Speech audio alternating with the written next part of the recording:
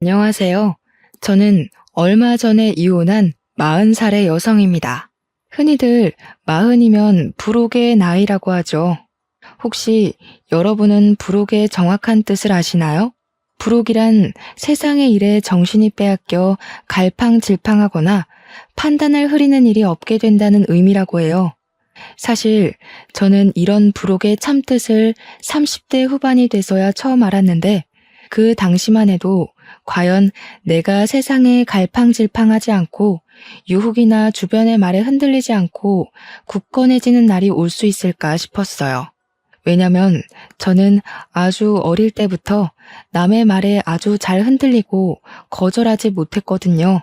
돌이켜보면 그동안 내 생각과 내 고집은 하나도 부리지 않고 좋은 게 좋은 것이라는 생각으로 남의 말을 아주 잘 들으며 살아왔던 것 같아요. 그런데 40, 불혹의 나이가 되고 이혼하게 되면서 전 남의 말에 휘둘리지 않고 내면적으로 좀 더 단단해지고 성장한 것 같아요. 그저 유순하게만 살아왔던 제가 왜 이렇게 변하게 되었는지 지금부터 저의 이혼 이야기를 해보려고 해요. 저의 남편은 치과의사였어요. 흔히 남편이 치과의사라고 하면 잘 살 것으로 생각하지만 저는 그러지 못했어요. 왜냐하면 남편이 치과에서 돈을 벌면 그 돈이 모두 다 시댁으로 들어갔거든요. 그래서 정작 저는 경제적으로 넉넉하지 못하게 살았어요. 왜 남편의 돈이 다 시댁으로 갈 수밖에 없었는지 설명해드리면 일단 시부모님은 대학교 앞에서 감자탕 가게를 운영하셨는데 장사가 거의 안 되었어요. 처음에는 어느 정도 매출이 나왔어요. 사실 돈이 없는 대학생들에게 감자탕은 든든한 밥 한 끼가 되기도 하고 근사한 술안주가 되기도 하잖아요. 그런데 근처의 시부모님 가게보다 더 저렴하고 양도 많고 맛도 좋은 감자탕 가게가 들어오고 나서부터 시부모님 가게에는 손님들이 줄기 시작했어요. 그렇지 않아도 힘들던 와중에 전례 없던 코로나라는 전염병이 돌면서 학교 수업이 전면 비대면 수업으로 전환되었고 이에 따라 수입도 전혀 없는 상황이었어요. 도련님은 사업을 준비하고 있지만 사실상 백수예요. 그리고 제가 이혼을 결심하게 된 이유이기도 하죠.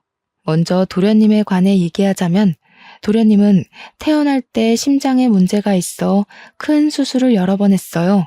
다행히 수술이 아주 잘 돼서 커서는 심장 수술을 하지는 않았지만 계속 크고 작은 병에 수시로 걸려서 학창 시절의 대부분은 병원에서 지냈어요. 시부모님은 귀한 아들이 태어날 때부터 아픈 것이 다 본인들의 탓인 것만 같아 도련님만 보면 가슴이 미어진다고 하시더라고요. 그래서 그런지 도련님이 원하는 것은 그게 무엇이든지 다 해주려고 하셨어요. 그런데 아들에게 뭐든 다 해주려면 돈이 있어야 하잖아요. 시부모님은 돈이 없으셨던 것이죠.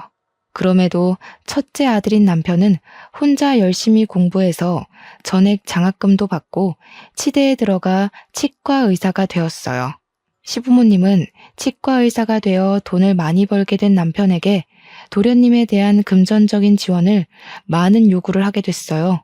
그래서 우리 남편은 도련님에게 수시로 용돈도 주고 생활비도 지원해주고 학비도 지원해주게 되었고요.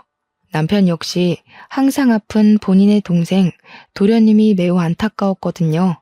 그렇게 온 가족이 도련님을 도와주고 아껴준 덕에 도련님은 누구나 들으면 다 아는 명문대 공대를 나름 우수한 성적으로 졸업하게 되었어요.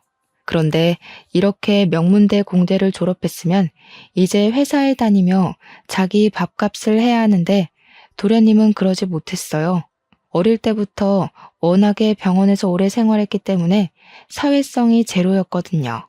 솔직히 학교는 성적만 잘 나오면 큰 문제가 되지 않으니 사회성이 제로여도 별 문제가 없었어요. 그런데 회사는 그게 아니잖아요. 회사는 나만 잘한다고 되는 것이 아니라 팀원들과 함께 일을 해야 하고 상사와도 잘 조율하며 지내야 하잖아요. 도련님이 일은 나름 잘하는 것 같았는데 사람과의 관계에서 너무 큰 스트레스를 받게 되었어요. 그 결과 3개월 만에 첫 회사를 때려치웠다고 해요. 몇 개월간 백수 생활을 하다가 두 번째 회사에 입사했으나 거기서도 사람들과의 관계에 스트레스를 크게 받아 1년을 채우지 못하고 또 관두게 되었어요. 그 뒤로도 몇 군데 회사를 다니고 관두고를 반복하다가 도련님은 자신이 직접 사장이 되면 사람과의 스트레스가 없을 것이라는 생각이 들어 사업을 하기로 마음을 먹게 돼요. 처음에는 부모님이 음식점을 하시니 자신도 음식과 관련된 사업을 하면 잘할 수 있을 것으로 생각해서 대학교 앞에 치킨집을 열었어요. 초반은 학생들이 많이 찾아줘서 나름대로 장사가 잘 되었다고 해요. 그런데 근처에 프랜차이즈 치킨집이 들어서면서 망했고요. 이후 너무 답답한 마음에 사주를 보러 갔는데 무속인이 물과 잘 맞는다고 물 관련 장사를 하면 잘 된다는 소리를 듣고 카페를 열었어요. 그런데 전국적으로 카페가 우후죽순으로 생겨나면서 특별한 특징이 없고 매우 평범했던 도련님의 카페에 손님이 줄기 시작하더니 또 망했어요.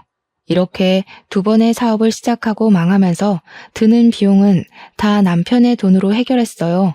이렇게 남편은 도련님의 대학교 학비에서부터 두 번의 사업 창업과 실패에 대한 비용까지 다 부담하게 되어 정작 본인의 결혼에는 쓸 돈이 없게 되었어요. 그 덕에 우리는 본의 아니게 스몰 웨딩으로 진행되었어요. 그렇지만 저는 그래도 좋았어요. 남편을 너무 사랑했고 저도 경제적으로 여유롭지는 않아서 차라리 소규모로 진행하는 편이 더 마음이 편하고 좋았거든요. 이렇게 우리가 결혼한 후에는 도련님이 학원에 문제집이나 도서를 납품하는 사업을 또 했어요. 한동안은 꽤 잘 되는 것처럼 보였어요.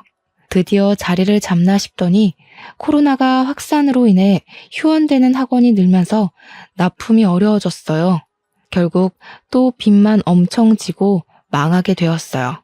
이때 진 빚 또한 저희 남편의 돈으로 해결했어요. 어찌되었든 남편 본인이 열심히 일해서 번 돈으로 도련님한테 주겠다는데 저는 할 말이 없었어요. 그동안은 남편 치과가 잘 돼서 도련님한테 지원해 주어도 아이가 없는 우리 둘이 사는데 큰 문제가 되지는 않았거든요. 그런데 코로나가 확산하며 사람들이 치과에 오지 않게 되자 자연스레 치과의 매출이 줄기 시작했어요.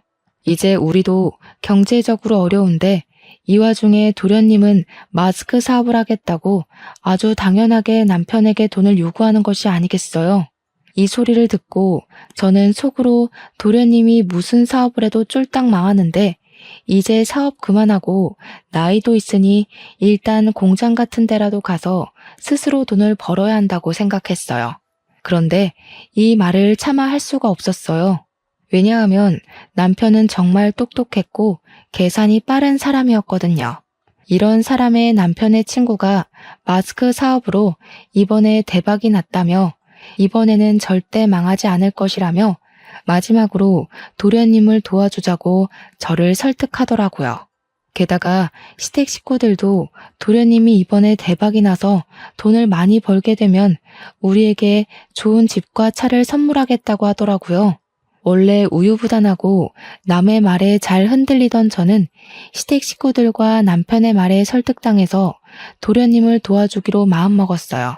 그리고 도련님의 사업이 남편 친구처럼 대박나기를 기대했지만 결국에는 또 망하게 되었죠. 이러던 와중에 시어머니는 당뇨병이 오셨어요. 당뇨라는 것이 합병증이 무서워서 주기적으로 약도 먹고 시간마다 혈당을 체크해야 하잖아요. 그런데 병원에 가실 때마다 시어머니가 저를 부르시더라고요. 그리고선 꼭 지갑을 두고 왔다. 갑자기 화장실이 너무 급하다. 친구에게서 급한 전화가 왔다는 빤히 보이는 핑계를 대시며 제가 병원비를 내도록 하셨어요.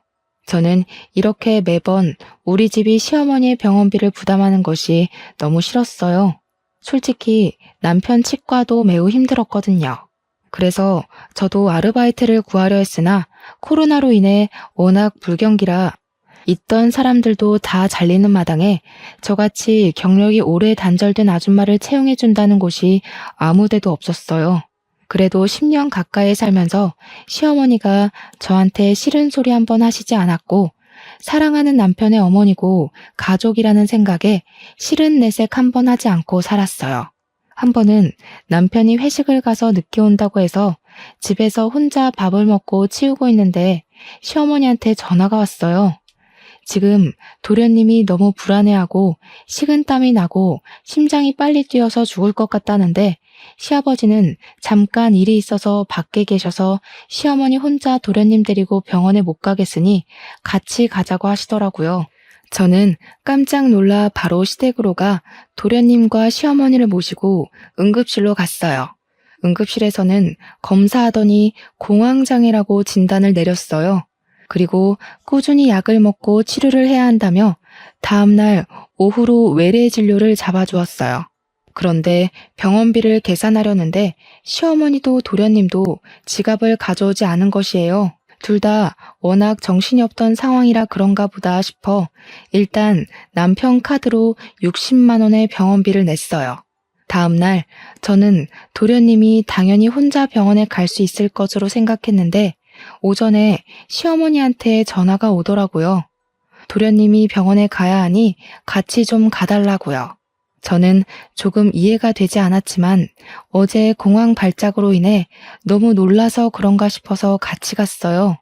병원에서 진료를 다 받고 병원비를 계산해야 하는데 화장실에 가고 없더라고요. 그 앞에 그냥 있기도 좀 그래서 병원비와 약값을 모두 남편 카드로 계산했어요. 그 다음 진료일 때 이번에는 도련님이 같이 가자고 전화가 왔어요. 마침 병원 근처에 볼 일도 있고 해서 겸사겸사 갔어요. 진료를 마치고 수납하는데 도련님이 핸드폰만 만지고 가만히 서 있더라고요. 또 제가 계산하라는 수작 같아 보여서 도련님한테 대놓고 여기서 계산하시라고 말했어요. 그랬더니 못 들은 척하고 핸드폰을 보며 자판기 앞으로 가서 괜히 커피를 뽑고 있더라고요. 뒤에 사람들은 많이 기다리고 있고 수납하시던 직원분도 빨리 계산하셔야 한다고 상하셔서 결국엔 남편 카드로 또 병원비와 약값을 계산했네요. 그날 제가 남편 카드를 내면서 2번 다시는 도련님과 같이 병원에 오지 않으리라 다짐을 했어요. 그 다음 진료일. 그날은 저희 친정엄마의 제삿날이었어요. 사실 전 아버지가 어릴 때 돌아가셨고 친정엄마와 둘이서 살았는데 친정엄마마저 지병으로 5년 전에 돌아가셨어요. 남편은 바쁘다는 핑계로 매년 제사에 참석하지 못해서 저 혼자 이모 집으로 가서 이모와 함께 제사를 지내곤 했어요. 그날도 제삿날이라 이모 집에서 음식 장만하느라 바쁜데 도련님한테 전화가 오더라고요. 형수, 저 오늘 병원 가야 하는데 같이 가요. 이거 어쩌죠? 저 오늘 친정엄마 제사라 큰이모 댁에 와 있어요. 이모 댁이 우리 집 근처 아니에요? 병원 예약되어 있어서 시간 많이 걸리지도 않고 제사는 밤에 지내니까 일단 나랑 같이 병원에 가요. 병원에 갔다가 다시 가서 음식 장만하고 제사 지내면 되잖아. 형수가 같이 안 가면 나 누구랑 가요? 죄송하지만 그건 힘들 것 같네요. 지금 음식 장만을 거의 못해서요. 알겠어요. 그럼 그냥 병원비나 보내줘요. 아마 저번에 나온 병원비 그대로 보내면 될 거예요. 계좌번호 지금 카톡으로 보낼게요. 제가 왜 도련님한테 병원비를 보내야 하죠? 그리고 지금 제가 이모댁이라서 돈 이체하기 힘들 것 같네요. 죄송해요. 아니, 형수 폰뱅킹 하잖아. 핸드폰으로 금방 이체하는데 그거를 왜 못해요? 왜? 이해가 안 되네? 설마 지금 그깟 병원비 아까워서 그래요? 솔직히 그 돈 형수 돈 아니잖아. 우리 형이 일해서 번 돈이잖아. 어차피 형 돈으로 생활하면서 꼴의 유세는 무슨. 못 보내주면 말아요. 병원 안 가고 확 죽어버리면 되지. 도련님은 돈을 이체하지 못하겠다는 제 말에 불같이 화를 내며 자신의 할 말만 하고 끊었어요. 저는 다른 사람이 제게 이렇게까지 화를 낸 것은 처음이라 손이 덜덜 떨리고 심장이 두근거렸어요. 누군가와 통화를 한 뒤 겁에 질린 저의 모습을 본 이모는 깜짝 놀라 왜 그러냐고 하셨어요. 그래서 저는 시댁에서 그동안 있었던 모든 일을 하나도 빠짐없이 모조리 다 이야기했어요. 혜정아, 왜 그렇게 미련하게 살아? 아무리 어려운 시댁이라고 해도 네가 아닌 것 같다 싶으면 거절도 하고 화도 내고 하며 살아야지. 안 그러면 속병 나 이거 사. 그리고 시댁과 도련님이 아무리 어렵고 힘들게 산다 해도 너희 집이 병원비며 사업비까지 다 대주는 것은 정말 아니야. 너희 시부모님 가게 하신다며. 그리고 도련님은 이제 나이 37살인데 아직도 형한테 기대서 산다는 게 말이 되니? 7살도 아니고 37살이 병원비 몇 푼이 없어서 같이 가자 그러고 돈 보내달라고 하고 너네 도련님이란 사람은 바보라니? 아니, 너나 네 남편이 로또에 당첨돼서 평생 놀고 먹고 살 만큼 돈이 있으면 도련님이라는 그 바보 등신한테 돈을 매번 갖다 줘도 아무 문제가 없어. 근데 그러지 않잖아. 게다가 지금 너네도 매우 힘들다면서. 안 그래도 남편이 한 달 벌어 한 달 겨우 먹고 사는 마당에 무슨 도련님 병원비에 사업하는 비용까지 내주느냐고. 이모는 제가 결혼 후 살아온 이야기를 듣고 나선 열변을 토하시며 저와 남편의 행동을 매우 답답해하시며 화를 내셨어요. 이모는 혜정이 네가 정말 잘 살기를 바라는 마음에서 하는 소리니까 내가 화냈다고 서운하게 생각하지는 말아줘. 그런데 시댁 병원비에 도련님 사업비 내는 문제는 더는 이렇게 하지 않겠다고 확실히 얘기해. 알겠지? 그런데 어차피 그 돈 다 남편이 번 돈이기도 하고 제가 그 돈에 대해서 이래라 저래라 얘기할 권한은 없잖아요. 그리고 그 말에서 남편이랑 싸우고 이혼하자고 하면 어떡해 해요. 내 나이가 이제 적은 나이도 아닌데. 그래, 그 돈 남편이 번 돈이긴 하지. 그런데 너희는 남남이 아니고 부부야. 좋은 일도 힘든 일도 함께 해야 하고 경제적인 것도 함께 해야 해. 그래야 진정한 부부지. 그리고 남편이 지금 밖에 나가서 돈을 벌기는 하지만 그렇다고 네가 집에서 마냥 놀기만 하니? 그건 아니잖아. 그렇죠. 저도 집안일 하는데 그건 헛수고로 알고 있고 남편은 가족에게 돈을 쓰는 걸 당연하게 생각하더라고요. 자기 가족 무시하냐고 화만 내고. 너도 남편이 밖에서 돈을 잘 벌어오도록 매일 아침밥 차려주고 청소와 빨래와 같은 집안일에 신경 쓰지 않고 바깥 일에만 집중할 수 있도록 너도 잘 내조를 하잖아. 그렇게 집안에서 너의 본분을 다하며 네 생각을 이야기했는데 남편이나 시댁에서 네 이야기를 들어주기는커녕 도리어 화를 낸다? 그러면 너도 이 사람들과의 인연은 여기까지인가 보다 생각하고 이혼해. 좀 당당하게 좀 살아 이거사. 네가 이렇게 시부모랑 남편한테 쩔쩔매고 사는 거 엄마가 하늘에서 보면 얼마나 속상하시겠니? 이모가 엄마 이야기를 하시는데 순간 눈물이 뚝뚝 떨어졌어요. 이모는 너무 착하고 여린 네가 잘 살아야 하는데 답답하게 사는 것 같아 속상한 마음에 말이 세게 나왔다고 미안하다고 하시더라고요. 그래도 이모의 말은 잊지 말고 명심하라고 신신당부를 하셨어요.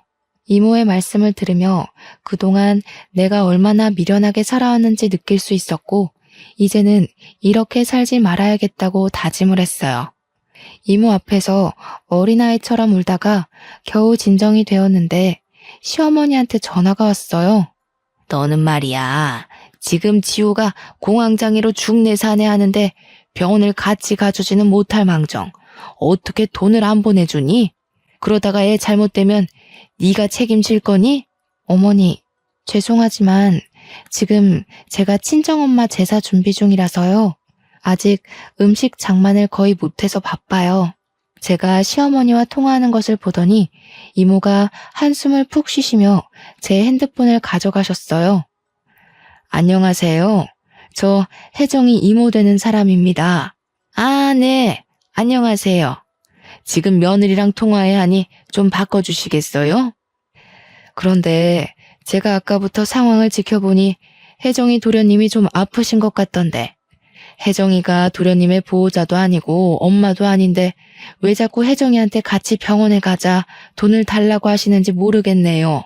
사돈이 잘 모르시는 것 같아서 말씀드리는데 도련님이라는 사람은 사돈의 아들이지 제 조카 혜정이의 아들이 아니에요. 지금 말 다 하셨어요? 걔한테 무슨 소리를 어떻게 들었는지는 모르겠지만 가족끼리 병원에 같이 가기도 하고 힘들면 병원비도 좀 지원받고 그러고 사는 거 아니겠어요? 네, 가족인데 물론 서로서로 도와가며 잘 살아야죠.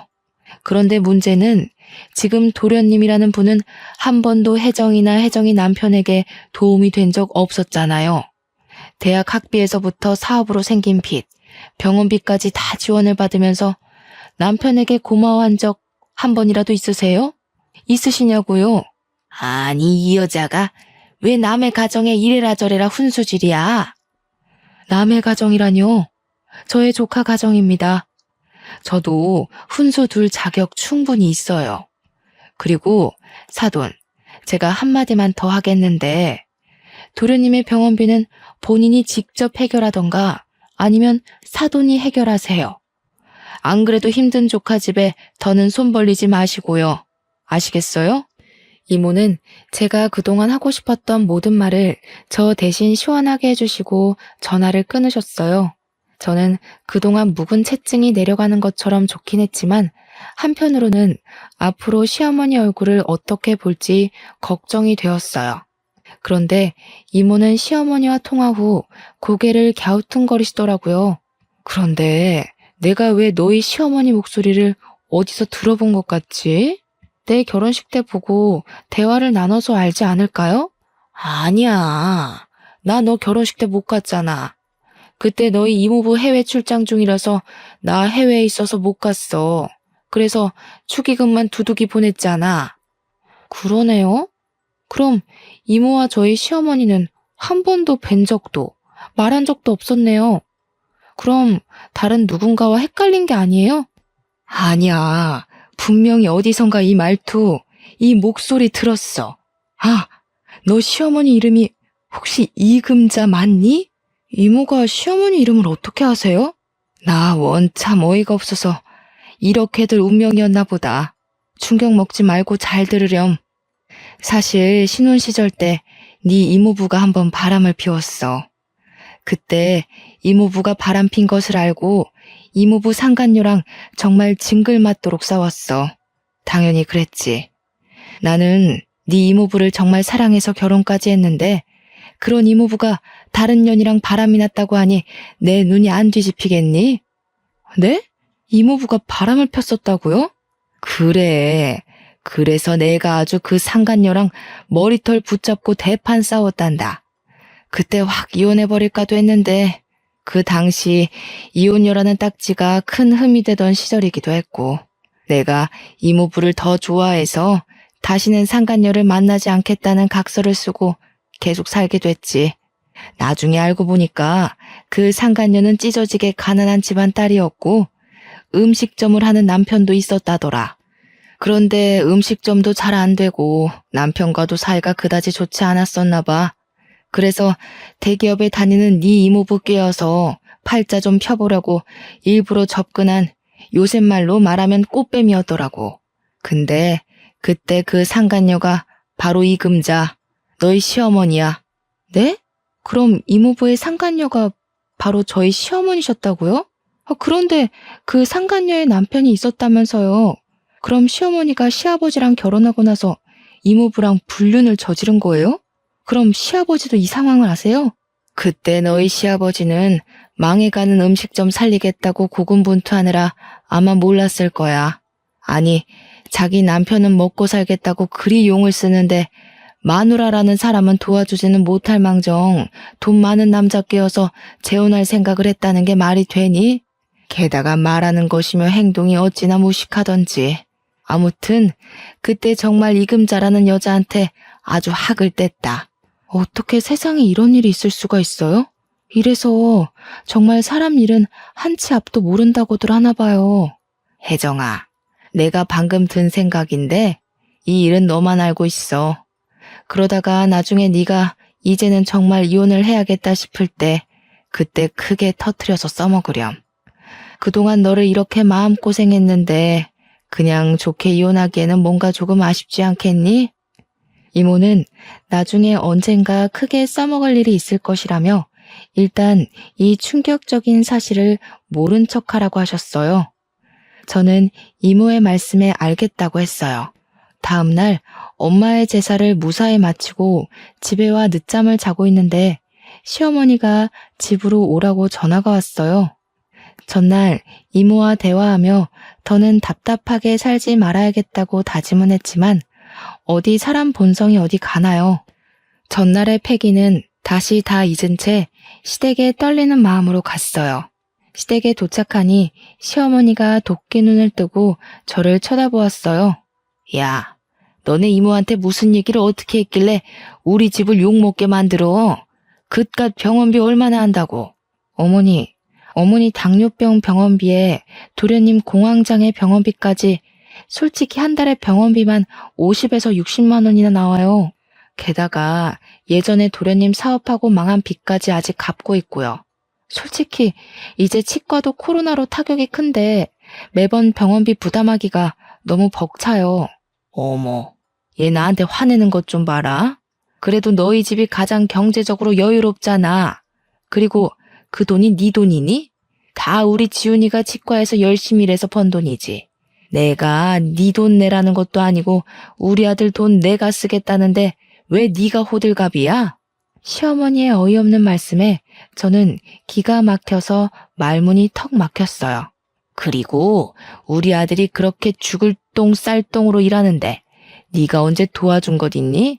말이 나와서 말인데 다른 집 며느리들은 애도 키우고 애들 다 크면 알아서 기어나가서 일하고 돈 벌어서 시부모 호강시켜주고 하던데 너는 애가 무슨 강목처럼 딱딱하기만 하고 그런다고 집안일을 잘하는 것도 아니고 네가 애를 낳아서 떡두꺼비 같은 손주를 안겨준 것도 아니고 너는 며느리의 본분을 다 했는지 너 자신을 돌아봐. 알겠니? 어머니, 아무리 그래도 너무하신 것 아니에요? 어떻게 제게 그런 말씀을 하세요? 집에서 우리 아들이 주는 돈으로 놀고 먹으면서 그동안 남편 돈이 시댁으로 얼마나 흘러가는지 감시나 하고 살았어? 옛날 같으면 넌 애 못 낳아서 진작이 쫓겨났어. 사실 저희 부부는 정말 아이를 갖고 싶어서 시험관 시술을 3번이나 진행해서 겨우 임신에 성공했어요. 시어머니는 저의 임신 소식을 듣고 얼른 다니던 회사를 관두라고 하셨어요. 임산부가 회사에 다니면 안 좋다고요. 저는 계속 다니고 싶었지만 시어머니의 권유도 있었고 입덧이 너무 심해서 어쩔 수 없이 회사를 관두게 되었어요. 그렇게 회사를 관두고 집에 있는데 시어머니가 하루도 빠짐없이 우리 집에 오셔서는 사사건건 잔소리를 하셨어요. 임산부는 무조건 좋은 것만 봐야 하고 오직 영양식과 건강식으로만 먹어야 하며 TV와 핸드폰도 봐서는 안 된다며 제 일상생활의 모든 것을 제약하셨죠. 시어머니는 첫 손주이니 건강히 출산하고 싶은 욕심에 그러신 것이겠지만 저는 이 모든 것이 스트레스로만 다가왔고 결국엔 유산이 되고 말았어요. 그 뒤로 아이는 저희에게 찾아오지 않더라고요. 유산 후 저는 다시 일을 구해보려 했지만 시어머니는 아이를 가져야 한다며 제가 회사에 나가는 것에 결사반대하셨어요. 그런데 이제 와서 며느리의 도리를 운운하시며 애도 못 낳고 회사도 못 다니는 바보처럼 이야기하시니 제가 화가 많이 나더라고요. 그래서 저는 어제 이모한테 들은 시어머니의 과거를 알고 있다고 말하기로 했어요. 일종의 협박인 셈이었죠. 어머니, 그런데 혹시 김숙자 자자 성함 쓰시는 분 아세요? 김숙자? 나야 모르지. 근데 무슨 갑자기 뚱딴지 같은 소리야? 모르세요? 그럼 혹시 이 복자 태자 쓰시는 분은 아세요? 이복태? 이복태가 누군데? 뭐? 이복태? 시어머니는 이모부의 성함을 듣자 잠시 생각하시더니 깜짝 놀라셨어요. 네, 이 복자 태자 쓰시는 분이요. 그분이 바로 저희 이모부이시고 김숙자 자자 성함 쓰시는 분은 저희 이모예요. 제가 어제 이모랑 친정엄마 제사 지내면서 아주 기가 막히고 충격적인 이야기를 들었는데 한번 들어보시겠어요? 시어머니는 젊은 시절 불륜관계로 만난 남자가 저의 이모부시고 자신과 크게 싸웠던 분이 저의 이모인 것을 알게 되자 깜짝 놀라셨어요. 그러시고는 아까 내가 너에게 했던 말은 다 마음에도 없는 소리였고 정말 미안하다고 이젠 절대 너에게 그런 막말을 하지 않겠다고 사과를 하시더라고요. 그러시며 아들이나 시아버지에게 얘기하지 말아달라고 신신당부를 하셨어요. 시어머니가 참 미웠지만 그래도 나이 드신 분이 지난 과거로 인해 쩔쩔매는 모습을 보니 조금 안쓰러운 마음이 들기는 하더라고요. 저 역시 오래전의 과거를 굳이 들먹이며 시부모님 가정을 깨고 싶지는 않았어요. 그래서 이 사실에 대해 입 다물고 있을 테니 다시는 도련님 병원비나 사업비 우리 집으로 청구하지 말라고 했어요. 이것만 지켜주신다면 저도 조용히 살 것이라고요. 시어머니와 이야기를 마친 뒤 며칠 동안은 시어머니나 도련님의 전화도 없고 아주 평온하게 지냈어요. 그렇게 한 달 정도인가 지났을까요? 도련님한테 전화가 오더라고요. 자기가 새로운 사업을 시작했는데 돈이 필요하다고 지원 좀 해달라고 하더라고요. 아주 당당하게 요구하길래 저는 시어머니께 듣지 못했냐고 이제는 도련님 사업비 우리한테 지원해달라는 소리 하지 말라고 이야기했어요. 도련님은 저의 단호한 목소리에 당황해하며 전화를 바로 끊으시더라고요. 그리고 얼마 뒤 드디어 사건이 터졌어요. 제가 아파트 관리비를 내려고 남편의 공인인증서로 인터넷 뱅킹에 접속했어요. 그런데 통장에 있어야 할 돈이 한 푼도 없는 것이에요. 남편이 담배를 피우는 것도 아니고 술을 마시기는 하지만 직원들 회식 때나 마시지 많이 마시지는 않거든요. 돈을 쓰는 곳이라고는 주유소가 전부인데 통장에 돈이 하나도 없다는 것이 이상해서 거래 내역을 조회해보니 시어머니와 도련님 앞으로 거액의 돈이 이체되었더라고요. 사실 남편은 해킹당할 위험이 크다며 폰뱅킹을 하지 않아요. 그래서 이체를 하려면 매번 은행에 직접 가야 하거나 제가 가지고 있는 공인인증서로 인터넷 뱅킹을 해야 했죠. 그런데 치과 일로 매번 바빠서 은행에는 잘 못 가고 공인인증서는 항상 제 금고에 있었는데 금고 비밀번호도 모르는 남편이 무슨 수로 어떻게 이체를 했나 싶어서 남편에게 전화했어요. 알고 보니 시어머니는 제가 자신의 과거 불륜 사실을 알게 되자 저한테 돈 달라고 하지는 못하고 남편에게 돈을 달라고 하셨다고 해요. 그래서 남편이 자신이 바쁘니 직접 못하고 집사람한테 공인인증서가 있으니 집사람한테 이야기하라고 했지만 시어머니는 며느리한테 이야기하기 좀 눈치 보인다며 직접 돈을 달라고 했대요. 그러면서 도련님과 시어머니가 치과에 찾아가 일하던 남편을 데리고 은행에 갔대요. 은행에서 남편이 본인의 핸드폰에 폰뱅킹을 설치하게 하여 본인들의 계좌에 쉽게 이체를 할 수 있게끔 했던 거였어요. 이런 사실을 알게 된 순간 이 집에 계속 있다가는 나는 영원히 호구의 마누라가 될 것 같다는 생각이 들었어요. 이렇게는 도무지 못 살겠다 싶어 이혼하기로 마음먹고 남편에게 퇴근 후 시댁으로 바로 오라고 했어요. 그리고 캐리어에 저의 옷과 화장품을 챙겼어요. 워낙 저 자신을 꾸밀 줄 모르고 살아서인지 챙겨야 할 짐도 거의 없더라고요. 저녁이 되어 시댁에 가니 시부모님과 도련님이 계시고 마치 남편도 퇴근하고 오더라고요. 도련님, 사업하신다고 저희 남편한테 가져가신 돈 다시 다 주세요. 어떻게 매번 사업하실 때마다 저희 남편한테 손을 벌리세요? 형수, 어떻게 말을 그렇게 해요? 나만 잘 살려고 그러나? 사업해서 잘 되면 형수도 좋은 거 아닌가? 그래, 지호한테 야박하게 그러지 마. 지호는 사업 여러 번 망하고 속이 속이겠어? 지 속도 새까맣게 타들어가겠지. 너는 그런 애한테 꼭 이렇게까지 해야겠어? 그리고 형수, 막말로 그 돈이 형수가 벌어서 만든 돈이에요? 우리 형 돈이에요. 형이 달라 그러면 내가 바로 어떻게든 돈을 만들어서 주겠지만 솔직히 형 돈이지 형수 돈이 아니지. 형수는 돈을 다시 달라고 할 자격이 없어요. 그래, 그건 지호 말이 맞아. 그깟 사업비 지호가 성공해서 갚으면 될 거 아니냐? 그리고 우리가 남이야? 가족이지. 가족이면 서로 어려울 때 돕고 도움받으면서 사는 거지. 안 그러냐? 난 또 뭐라고. 이깟 일로 바쁘고 피곤한 사람들 다 모아놨니? 이 얘기는 그만하고 다 모인 김에 오랜만에 같이 저녁이나 먹자. 갑자기 배가 아프네. 나 화장실에 다녀올 테니 너는 밥상 좀 차려놔라.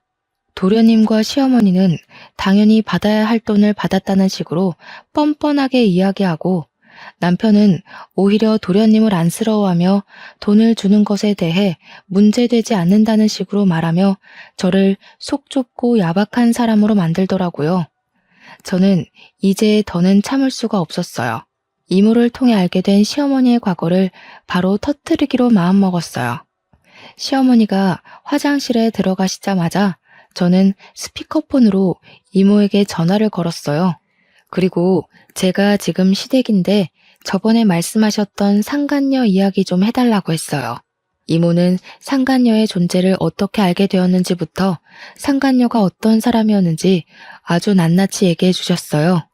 제가 돈 이야기를 하다가 갑자기 이모에게 전화하고 있으니 남편과 시아버지, 도련님은 제가 왜 이러는지 궁금해 하시더라고요. 이모, 그래서 그 상간녀 이름이 뭐예요? 그 여자 이름은 이금자야. 그 여자 남편은 그 당시에 해장국집 했었지. 아마 그 이름이 지훈이네 해장국이었을 거야. 그 집 아들 이름 따서 지었다고 하더라고. 잠깐, 지훈이네 해장국? 이금자? 그럼 우리 집사람이 그쪽 남편과 바람이 났다는 말이요? 어머, 혜정이 시어머니가 이금자였어요? 몰랐네요. 그때 당시 이금자 남편은 망해가는 국밥집 살린다고 고생하며 있는데 이금자 그녀는 내 남편한테 꼬리치고 있던 사실 알고 그 남편도 참 불쌍하다 했는데 뭐 아무튼 그쪽 집안일은 알아서 잘 해결하시고 혜정아, 이모는 바빠서 끊는다. 시어머니의 충격적인 과거 불륜 사실이 들통난 순간 시아버지는 깊은 심호흡으로 화를 억지로 억누르고 계셨고 남편과 도련님도 충격으로 말을 잇지 못했어요.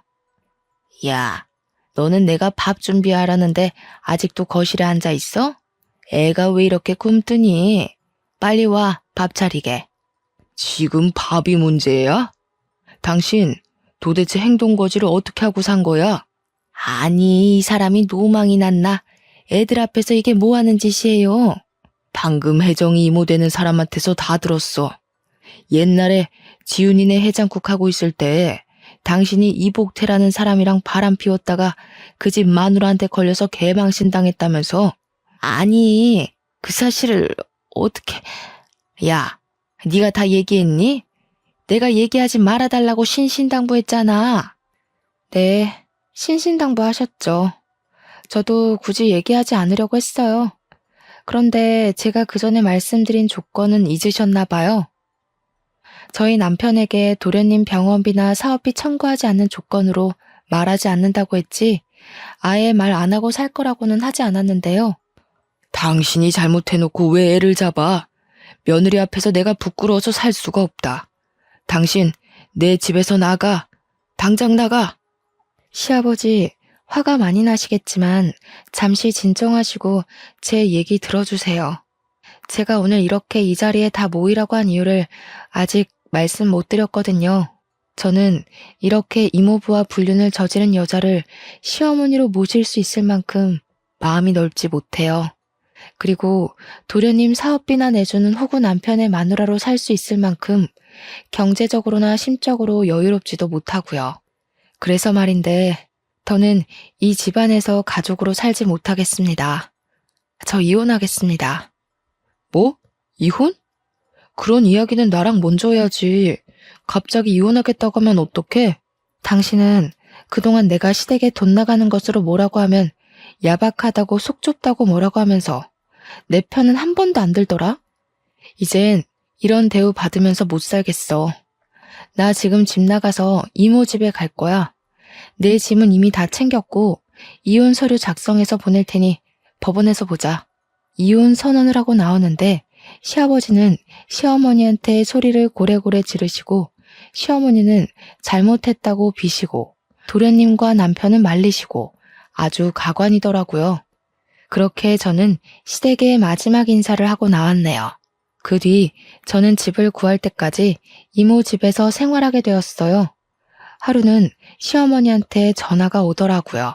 시어머니 본인의 과거는 잊고 다시 남편과 잘해보라고요. 이젠 정말 손 벌리지 않겠다고, 예전에 생각 없이 했던 말들도 다 미안하다고요. 그러면서 지호가 어릴 적부터 몸이 워낙 약해서 내가 오냐오냐 하고 키워서 버릇도 없고 끈기도 없다며 지호 대신해서도 사과한다고 하시더라고요. 저는 그런 시어머니께 도련님이 그 나이 먹도록 혼자서 뭐 하지 못하게 된 건 다 시어머니 탓이라고 하며 그동안 하고 싶었던 이야기들 다 질렀어요. 그리고 이미 전 이혼하기로 했고 저의 이 결정 번복하지 않겠다고 분명히 저의 뜻을 밝혔어요. 잠시 뒤에는 남편에게도 전화가 왔어요. 이제 다시는 도련님이나 어머니한테 돈을 주지 않겠다고 각서라도 쓰겠다고 하며 집으로 들어오라고 설득하더라고요. 예전 같았으면 남편의 설득에 홀라당 넘어갔겠지만 시댁에서 당한 지 10여 년이 되어가니 이제 남편의 그 어떤 말도 믿지 못하겠더라고요. 그래서 남편에게 원래 늘 그래왔듯 딱하고 안쓰러운 동생과 시어머니 평생 뒷바라지나 하면서 살라고, 그렇지만 나는 호구의 마누라로 살지는 못하겠으니 우린 이혼이라고 확실히 못 박아두었네요. 그리고 며칠 뒤 법원에서 이혼 도장을 찍고 저의 짧지는 않았던 결혼 생활을 마치게 되었어요. 사실 아빠가 일찍 돌아가셔서 혼자 힘들게 저를 키우는 엄마를 보면서 저는 절대 남편과 사별하거나 이혼하지 않고 남편과 함께 평생 행복하게 살아야겠다고 생각했어요. 그래서 남편과 시댁이 제게 부당한 것을 요구해도 저는 제 의견 하나 표현하지 못한 채 바보처럼 끌려다니며 살아왔던 것 같아요. 원래부터 제 성격이 그렇기도 했고요. 그런데 이렇게 답답한 성격이었던 제가 이혼이라는 과정을 겪고 부록의 나이가 되어보니 이젠 아닌 건 아니라고 말할 수 있게 되었고, 예전보다는 남들의 눈치 보는 것 없이 내면적으로 단단하게 변한 것 같아요. 사실 이혼하고 나서 한 회사에 들어가게 되었는데 이혼녀라는 딱지가 있고 경력이 단절된 나이 많은 제가 과연 잘할 수 있을까 걱정이 너무 많았어요. 제가 워낙 눈치도 빠르고 순간 집중력이 좋아 업무는 빨리 익히는 편이지만 사람들과의 관계는 정말 어려웠거든요. 결혼 전 회사 다닐 때는 사람들한테 이리 치이고 저리 치이며 스트레스를 정말 많이 받았던 것 같아요. 그런데 이제는 회사에서 사람들과 관계를 맺을 때 한결 마음에 여유가 있는 기분이에요. 때로는 제가 정말 남들의 말에 휘둘리지 않고 흔들리지 않는 진짜 부록이 된 것 같아 저 스스로가 기특하기까지 해요. 흐르는 나이는 막을 수 없으니 이런 저도 순식간에 쉰이 되겠죠. 쉰은 지천명의 나이, 하늘의 명을 깨닫는 나이라고 해요. 평생 흔들리고 넘어질 것 같은 제가 부록의 나이를 지나 단단해진 것처럼 저의 지천명의 나이에는 하늘의 뜻을 알고 지혜롭게 사는 제가 되도록 부단히 노력해야겠다는 생각이 드네요. 그래서 하늘 어딘가에서 저를 보고 있을 친정엄마를 먼 훗날 다시 뵈었을 때 엄마에게 잘 살았다고 칭찬받는 딸이 되고 싶네요. 저의 이혼 이야기를 하고 나니 저보다 젊은 나이에 혼자가 되어서 힘들게 저를 키우셨을 엄마가 사무치게 그립네요. 엄마의 자랑스러운 딸이 되기 위해서 열심히 그리고 더 야무지게 이 세상을 살아내리라 다짐을 하며 저의 기나긴 이야기를 마칩니다. 들어주셔서 감사합니다.